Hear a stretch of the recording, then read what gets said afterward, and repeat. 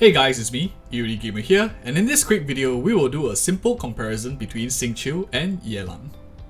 It's no rocket science here, and all I'm doing is just slapping on the same artifacts from Xingqiu onto Yelan and seeing how much damage their burst and elemental skills do.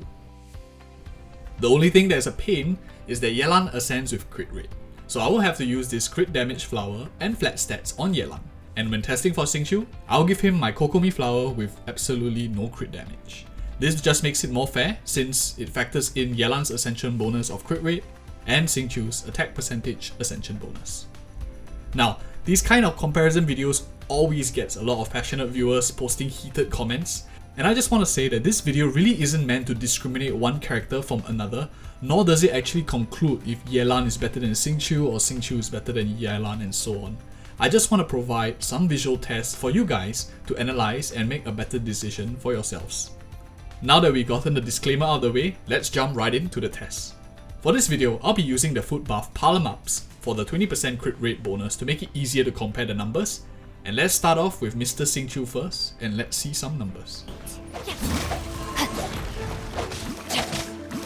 Body and mind.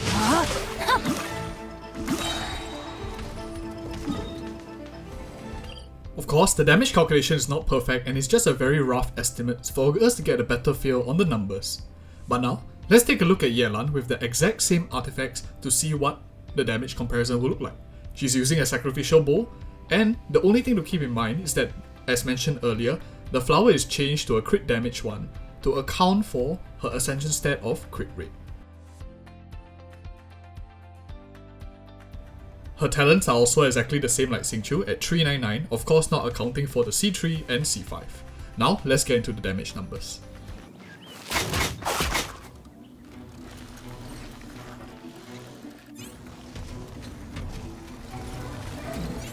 Game's up. Fun's over. Quietly now.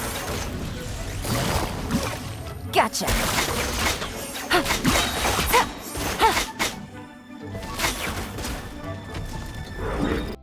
Because of her passive, Yelan is much more difficult to get the average damage, so what I took is the start damage and the end damage of the clip and averaged it out to get 4.1k.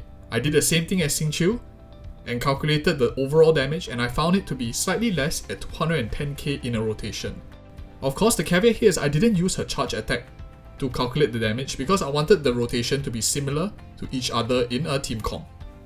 Of course, this comparison is slightly unfair to Yelan because it doesn't factor in how she contributes to the main DPS on the field. For example, Hu Tao's attack will be buffed by her passive, whereas Xingqiu provides more of a defensive front with his damage reduction. And arguably speaking, if you already are using Zhongli in your team comp, a damage increase will be much more beneficial to perhaps a damage reduction from Xingqiu, so that's something for us to consider.